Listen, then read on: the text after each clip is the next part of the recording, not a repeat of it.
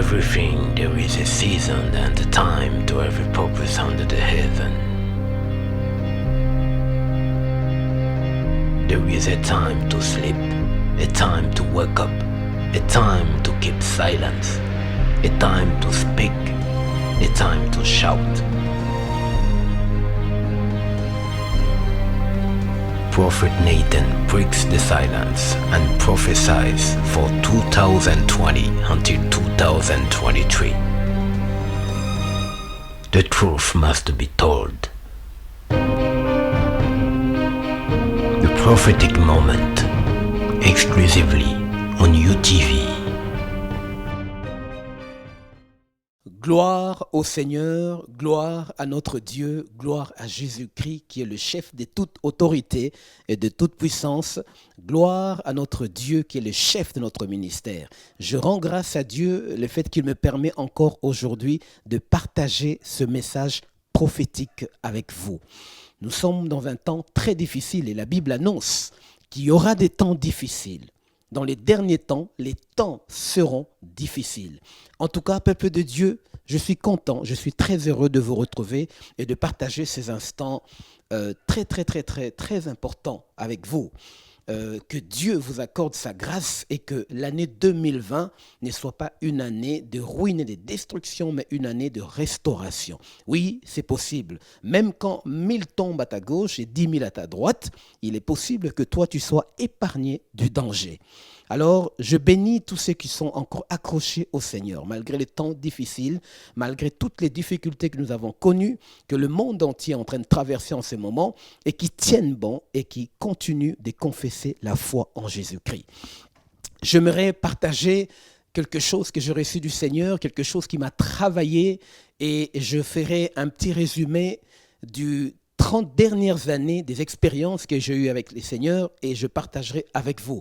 Parce que nos expériences sont réellement la réussite de certains d'entre vous qui suivront, qui écouteront les conseils et aussi les révélations que je vais partager parce que je ne vais pas parler seulement d'un homme. Je ne vais pas seulement parler de l'Église, mais je vais parler de la terre entière. Parce qu'en ces temps-ci, la terre entière traverse une fréquence de jugement du Seigneur. Alors, j'aimerais beaucoup éclaircir surtout le point du coronavirus où il y a eu beaucoup de fausses interprétations. Je veux prier avant d'aller plus loin.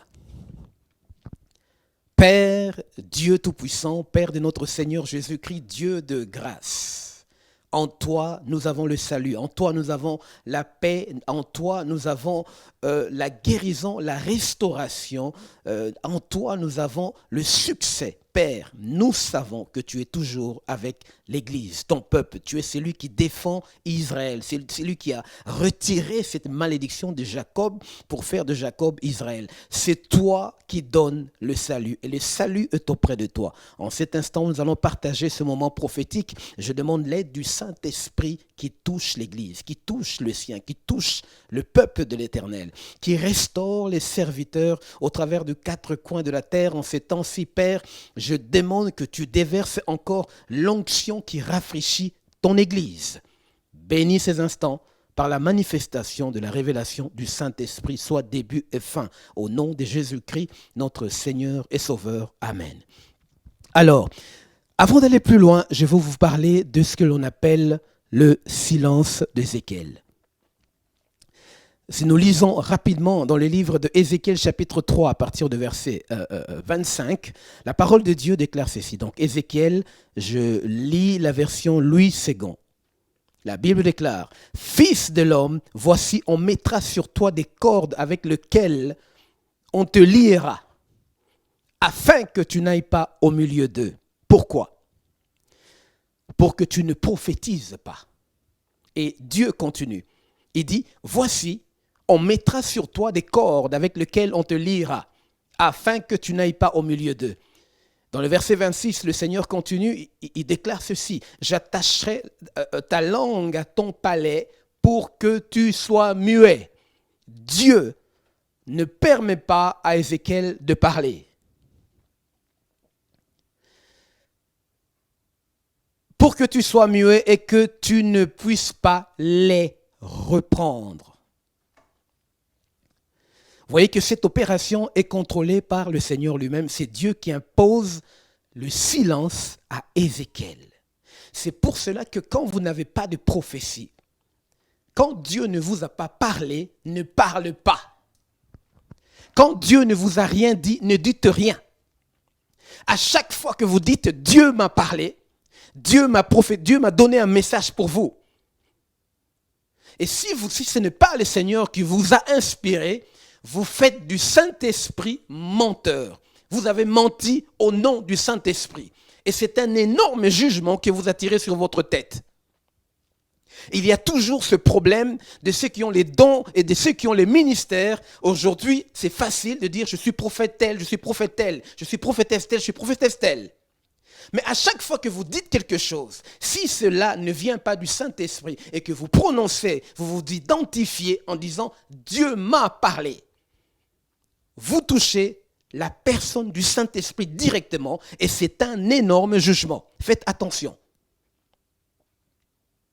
La Bible continue au verset 27, « Mais quand je te parlerai, une fois que Dieu aura parlé à Ézéchiel, c'est-à-dire quand Dieu va prendre sa parole, il va réellement donner sa révélation, poser sa révélation dans le cœur d'Ézéchiel, alors j'ouvrirai ta bouche pour que tu leur dises. » Là, tu peux leur parler. J'adore le Seigneur, il est merveilleux. Et j'aime ce phénomène prophétique parce que j'ai passé toute ma vie dans le prophétisme. Ça, c'est encore un autre sujet. Ainsi parle le Seigneur l'Éternel que c'est lui qui voudra écouter et que celui qui ne voudra pas, n'écoute pas. Tu es libre d'écouter ce que je suis en train de te dire et tu es libre de ne pas m'écouter. It's up to you, c'est toi qui choisis. Car c'est une famille de rebelles, peuple de Dieu. Qu'est-ce que j'essaie de dire aujourd'hui? Je veux parler parce que j'ai passé du temps à prier pendant 3 mois. Aujourd'hui, ça fait exactement 3 mois que je dors par terre. Ça fait 90 jours que je dors au sol. Ceci, c'est un phénomène appelé le silence d'Ézéchiel. Je vais commencer en 1990. Écoutez, je suis belge, donc du coup, parfois, je confonds 1990, 1990. En Belgique, on dit 1990. 1990, oui. J'étais encore chez mon père spirituel. Je me suis retrouvé rempli des dons spirituels. Je voyais des choses, j'entendais des choses. Le Seigneur me parlait. Et ça me dépassait. Mon père spirituel à l'époque était, ceux qui connaissent Kinshasa, c'était dans la commune de Lingwala. Alors, c'était un homme quand même, un phénomène extraordinaire. Je découvrais un homme qui priait pour les malades étaient guéris instantanément. Je ne connaissais pas le miracle, j'en entendais parler, mais je n'avais jamais expérimenté ces choses-là. Et il était là. Et c'est lui qui m'a encadré pour me dire que c'était des dons spirituels parce que je pensais que je devenais fou. Et je ne pouvais pas rapporter ce que j'entendais encore dans les temps parce que je disais, est-ce que j'entends un truc, est-ce que je vois quelque chose? Je ne savais même pas comment définir ce que je vivais. Donc, c'était difficile d'en parler. Le Seigneur a parlé directement à mon père spirituel, l'archibishop Dieudonné Kaleta, pour ceux qui le connaissent. À l'époque, c'était en 1990. Je sais pourquoi je retourne par là, parce que ce que je veux vous dire est très important. Je veux parler du système qui est assis aujourd'hui sur toute la terre, ce système que Dieu est en train de juger. Peuple de Dieu, essayez d'ouvrir les yeux. Regardez ce que vous voyez devant vous. Qu'est-ce que vous voyez? Il y aurait un justicier quelque part en train de se promener sur la terre et puis frapper le racisme, frapper toute la terre, un phénomène où personne ne pouvait intervenir. Et jusqu'à l'heure où nous sommes, personne n'a résolu le problème. Coronavirus. Beaucoup ont parlé de la fin du monde. Ils ont dit, oui, c'est la fin du monde. Non, coronavirus ne peut pas être la fin du monde. Vous pensez quoi? Ça, attendez, c'est petit comparé au jugement divin. Coronavirus ne peut pas marquer la fin du temps. Nous allons lire tout à l'heure, vous allez découvrir. C'est pour ça que je suis là d'ailleurs. Alors, le temps m'est compté, je ne veux pas trop parler. Je veux aller droit au but. Alors, je fais le résumé. En 1990, alors à Kinshasa, j'avais 17 ans chez mon père spirituel, l'archibishop Dieudonné Kaleta. C'était une énorme église, c'était une grande église de centaines de gens. Et j'étais parmi ses proches. tout de suite, il m'a pris à l'âge de 17 ans. Je suis parmi ses proches collaborateurs. Je répète, je n'avais que 17 ans.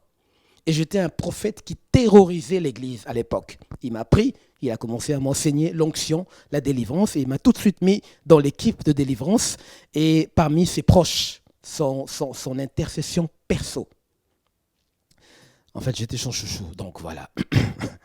On était quelques jeunes qui travaillaient autour de lui, et il m'a appris certaines choses qui, jusqu'à aujourd'hui, ça résonne dans ma tête. Enfants spirituels, apprenez à écouter vos parents spirituels. Apprenez à les écouter comme vous écoutez vos enseignants. Quand vous êtes à l'école, quand vous êtes à l'université, le professeur qui vous enseigne, vous pouvez le juger comme vous voulez, mais il a le pouvoir de vous accorder un B ou pas. Il a le pouvoir de corriger vos notes, de vous laisser passer de classe, de vous donner votre diplôme ou pas. C'est votre enseignant, c'est votre formateur. Vous devez l'écouter. Et si vous l'écoutez, vous allez recevoir, vous allez acquérir de la sagesse, ça veut dire de l'expérience. Apprenez à écouter les parents spirituels. Parenthèse. Alors, à cette époque, j'ai donné une prophétie qui, jusqu'aujourd'hui, à l'heure où je vous parle, ça me poursuit. J'ai eu énormément de combats à cause de cette prophétie. J'ai d'abord parlé du chute du régime Mobutu. Ceux qui étaient à l'époque peuvent vous confirmer, mes frères, et l'époque, ça fait vraiment beaucoup de bruit. Et on pensait qu'à l'église, on avait peur, on pensait qu'à l'époque, parce qu'on l'appelait le léopard, donc c'est quelqu'un avec qui on ne pouvait pas jouer, le président Mobutu. Vous le connaissez. Donc, et j'ai expliqué en détail comment Dieu l'avait rejeté et que Dieu avait prévu quelqu'un d'autre. Ça m'a apporté beaucoup de problèmes et de persécutions. On m'a dit, toi, ce petit garçon, toi, tu parles trop, ferme ta bouche. On m'a même arraché mon cahier à l'époque où j'écrivais les prophéties. Je n'ai pas vraiment fermé ma bouche, ça ne m'a pas trop convaincu. J'ai encore parlé après, encore beaucoup plus. Mais je parle des prophéties sur les nations. Et Dieu a commencé à m'utiliser sur ma propre nation, sur le territoire où je vivais. C'est pourquoi aujourd'hui, ma prophétie, celle que je vais vraiment souligner, ça concerne la France. La France est un pays que j'aime beaucoup. La France est un pays qui m'a beaucoup aidé. La France est un pays où j'ai eu énormément de combats et de guerres. Mais la France est un pays extrêmement prophétique parce que c'est un coin stratégique pour le réveil des nations. Apprenez à prier pour le pays qui vous ont accueilli. Apprenez à prier pour ce pays où vous vivez parce que votre paix dépend aussi de ce pays. Lorsque la France a confiné toutes les églises, toutes les activités, qu'est-ce que vous avez fait? Hommes de Dieu, vous ne vous êtes même pas rendus dans vos églises. Vous, les serviteurs, les chrétiens, qu'est-ce que vous avez fait? Vous êtes restés chez vous parce que la France avait un problème. Donc si vous apprenez, si vous ne priez pas pour votre propre pays, le territoire dans lequel vous vivez, vous vous exposez vous-même en danger. C'est pour ça que la Bible demande de prier pour les autorités. Et la Bible souligne que c'est une bonne chose qui plaira au Seigneur. Alors, après cette prophétie, j'ai eu encore beaucoup d'autres choses. Je parlais de beaucoup de pillages. Je prophétisais sur le pillage. À l'époque, on me prenait pour un fou quand je donnais des descriptions, comment il y aurait du sang, et ainsi de suite. Je vais passer cette étape parce que je parlais de 1990. 0 à la fin. 9, 0. 90, 1990. Et je veux sauter 10 ans plus tard pour parler de 2000. En 2000, j'ai commencé à parler j'ai prophétisé sur, comment ça s'appelle, le tsunami. À l'époque, il y avait encore une de mes tantes qui se trouvait là-bas en Thaïlande. Elle était en mission, je pense que c'était une mission humanitaire. Je n'avais pas le nom tsunami, mais j'ai essayé d'expliquer la catastrophe, comment elle allait se produire. Béni soit le Seigneur, Dieu a fait grâce, ma tante est sortie de là. Après, il y a eu ce phénomène et on l'a baptisé tsunami. Moi, ce que j'ai vu, je ne préfère pas détailler parce que c'est des choses, si j'ai la polémique, tout le monde interprète de sa manière. Tsunami, c'est ça, tsunami, c'est ça. Donc, moi, je sais ce que j'ai vu. J'ai vu quelque chose. Si je peux vous résumer, j'ai vu un ange qui avait un pied dans la mer et puis un pied sur la terre. Donc, son mouvement, c'est ce qui est écrit dans l'Apocalypse, créé comme une espèce de vague qui rentrait sur la terre. Bon, je préfère ne pas aller trop loin là-dessus, mais voilà ce que j'avais vu. Et on m'a montré sur la carte, il s'agissait de la Thaïlande. Donc, j'ai commencé à expliquer. Je n'avais pas le nom, mais j'ai expliqué le phénomène. L'an 2000 plutôt. Et ensuite, il y a eu beaucoup d'autres prophéties. Je préfère épargner, je préfère garder ça. Après, en 2007, j'ai plus prophétisé aussi sur la Belgique, la Côte d'Ivoire, la chute du régime Gbagbo. À l'époque, en 2008, je veux dire, j'avais une conférence et j'avais une mission également de business pour le média en Côte d'Ivoire. Je suis arrivé à l'aéroport. À l'aéroport, en sortant de l'aéroport, j'ai donné une révélation de ce qui allait se passer en Côte d'Ivoire. Beaucoup de gens le savent. J'ai même demandé aux hommes de Dieu de prier à l'époque, 2008, si je ne me trompe pas. Je veux parler maintenant de 2020. Nous sommes en 2020. Il y a quelque chose que peut-être que vos yeux n'ont pas encore vu et vous n'avez pas encore mesuré la gravité. 0 est un chiffre en informatique. Je suis informaticien. En informatique, c'est le reset, la réinitialisation. Mais 0 signifie aussi un point de départ. 0, c'est un état de démarrage. Le système se remet à 0. Ce n'est pas que le système s'arrête, mais il se remet à 0 pour commencer à nouveau sans mémoire. Bon, c'est un peu trop technique, je vais essayer d'expliquer autrement. Eh bien, 0, c'est un chiffre très prophétique. Et même dans la technique, quand on parle des comptes à rebours, de l'expression anglaise qui parle de time bomb, c'est 10, 9, vous voyez, c'est 10, 9, le compte à rebours, jusqu'à 0, et puis quelque chose se passe, comme des fusées, comme des lancements de fusées, 10, 9, 8, et puis 0, le fusée est lancé. 2020, le Seigneur a commencé à... je veux dire, c'est un processus de sanctification. Dieu réclame son autorité. Et Dieu a annoncé, il a dit à Moïse, « Je suis le Seigneur, je suis vivant. Toute la terre sera remplie de ma gloire. » Toute la terre. Ce passage, Dieu revendique son autorité, sa souveraineté, son règne doit toucher toute la terre. Effectivement, Dieu parlait du nom de Jésus, devant lequel tout devait fléchir.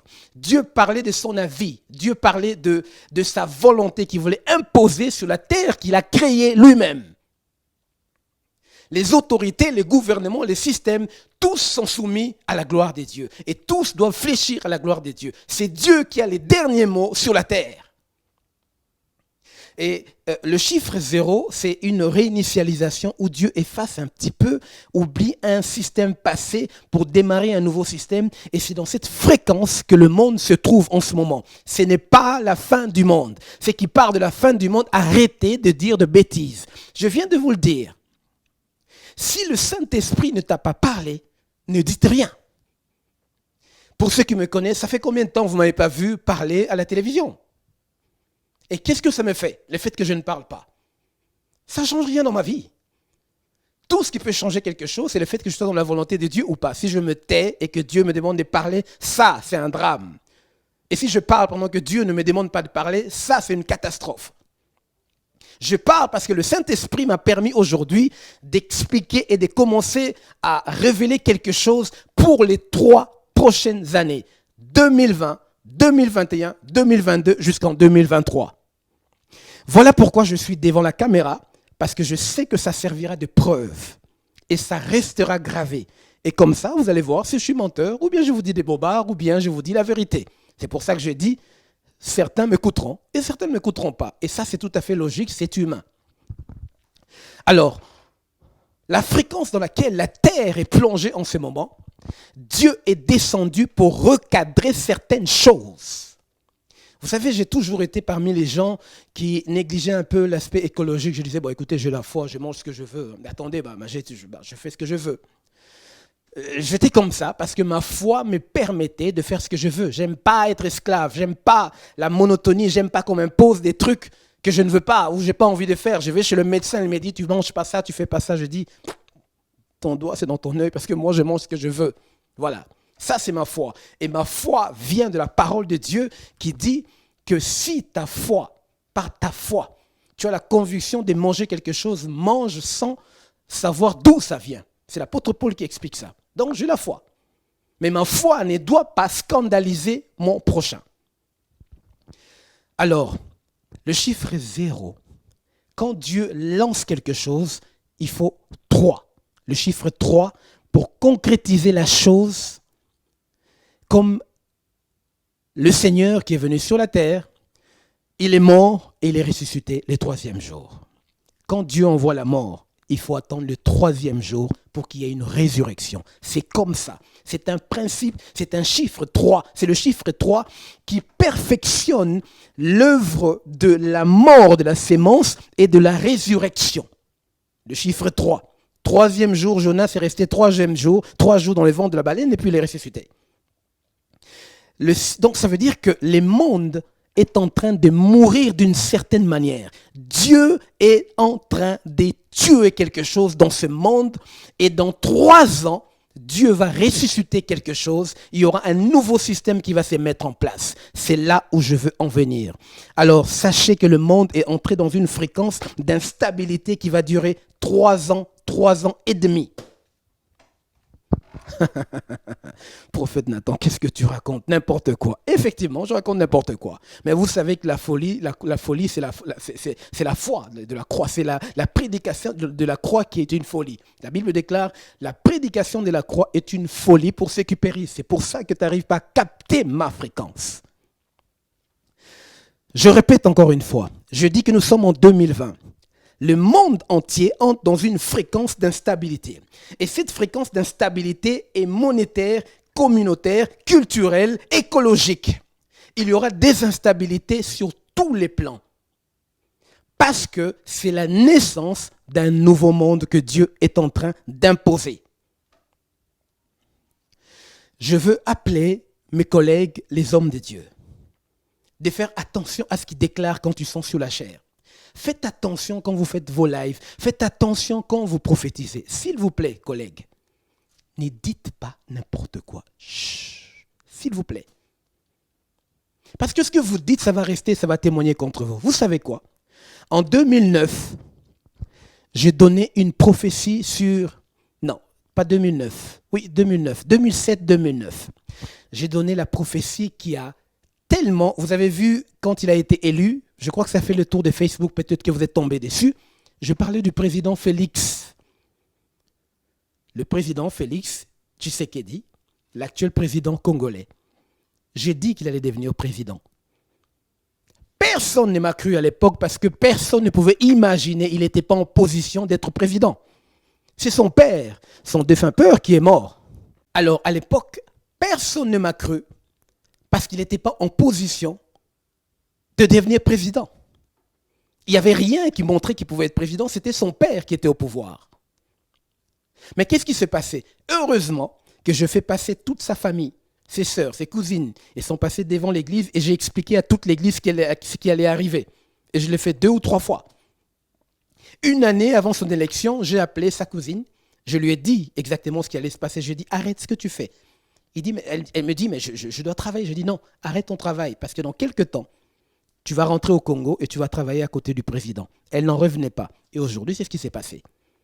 Imaginez que j'avais dit des bobards, j'avais raconté n'importe quoi. Imaginez ce qui allait se passer. Pour ceux qui ont suivi mes cultes il y a plus de 3-4 ans, la plupart de mes cultes étaient live.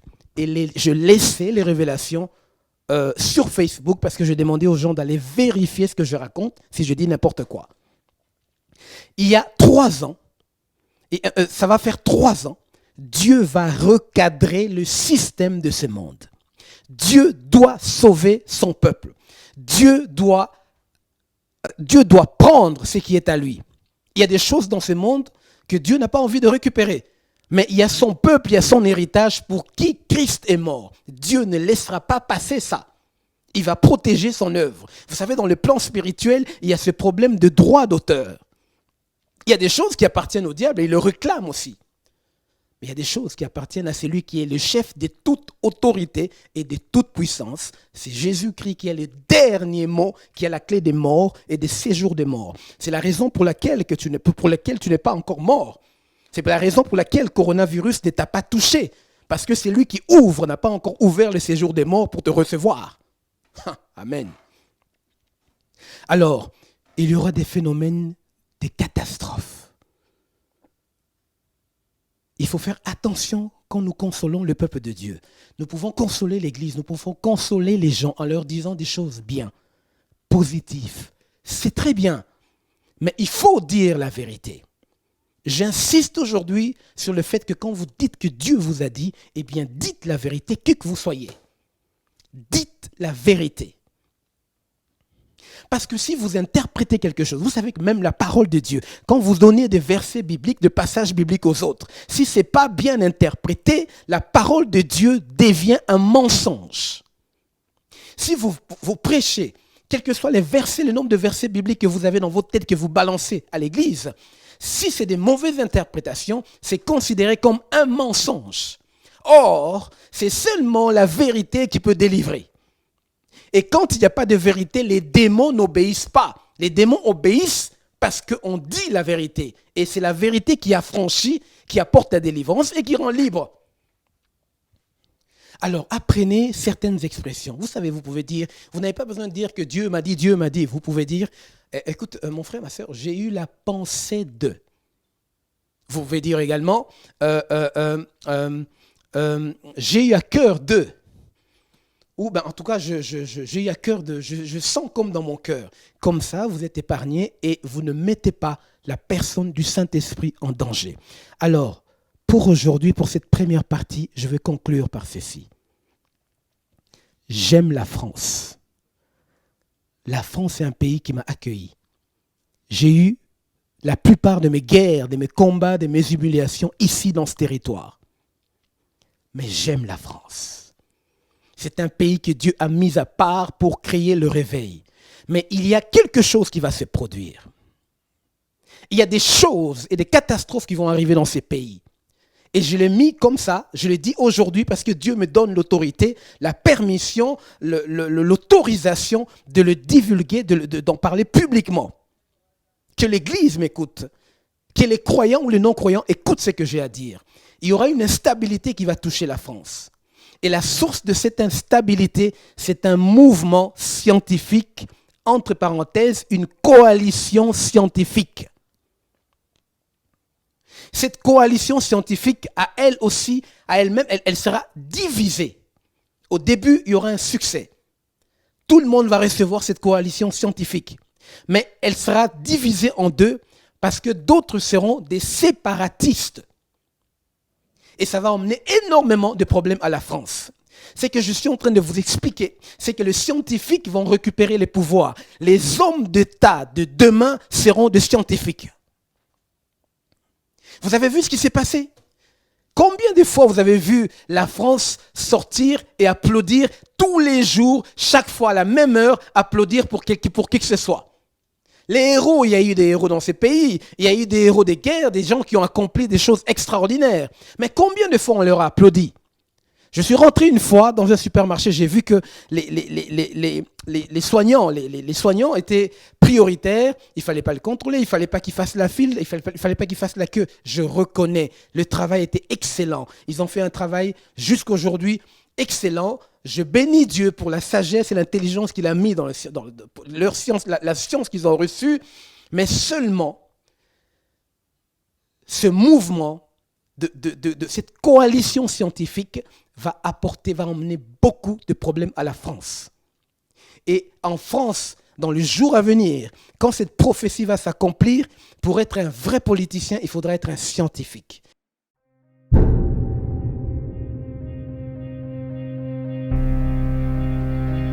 To everything there is a season and a time to every purpose under the heaven. There is a time to sleep, a time to wake up, a time to keep silence, a time to speak, a time to shout. Prophet Nathan breaks the silence and prophesies for 2020 until 2023. The truth must be told. The prophetic moment, exclusively on UTV.